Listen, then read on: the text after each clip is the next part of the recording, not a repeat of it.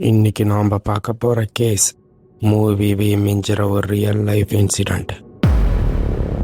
2009 யூஎஸோட new மெக்சிகோவில் இருக்க best மெஸ்ஸான்ற ஒரு இடத்துல கன்ஸ்ட்ரக்ஷன் சைட்டில் ஒரு பொண்ணு நடந்து போயிட்டு இருக்கும்போது அவங்க காலில் ஒரு எலும்பு தட்டுப்படுது. அவங்க அதை போலீஸ்கிட்ட இன்ஃபார்ம் பண்ண போலீஸ் அங்கே வந்து எகைன் தோண்டி பார்க்கும்போது ஷாக்கிங்கான விஷயம் தெரிய வருது. போலீஸ் வந்து அங்கே எகைன் தோண்டி பார்க்கும்போது அவங்களுக்கு மிகப்பெரிய ஷாக். ஏன்னா அந்த இடத்துல ஒரு 11 பொண்ணுங்களோட பாடிஸ் கிடைக்கும். இந்த பொண்ணு எல்லாரும் 2003 2005 மிஸ் ஆனாங்க.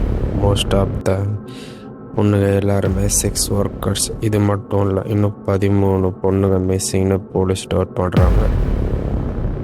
யார் இதை பண்ணது? போலீஸ்கிட்ட ஸ்ட்ராங்கான எவிடன்ஸ் இல்லை. ஒரு தேரி என்ன சொல்லுதுன்னா, இது ஒரு தனி ஆள் இல்லை, ஒரு பெரிய செக்ஸ் டிராஃபிக்கிங் ரிங்கோட வேலைன்னு சொல்கிறாங்க. பட் ஸ்டில் யாரும் இன்னும் அரெஸ்ட் பண்ண முடியல.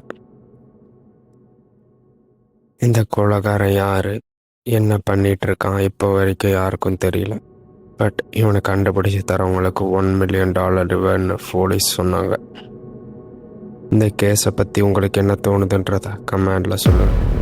இந்த மாதிரி மிஸ்ட்ரி கேசஸ்லாம் உங்களுக்கு பிடிக்கணும், மறக்காமல் நம்ம சேனலை சப்ஸ்கிரைப் பண்ணி வச்சுக்கோங்க.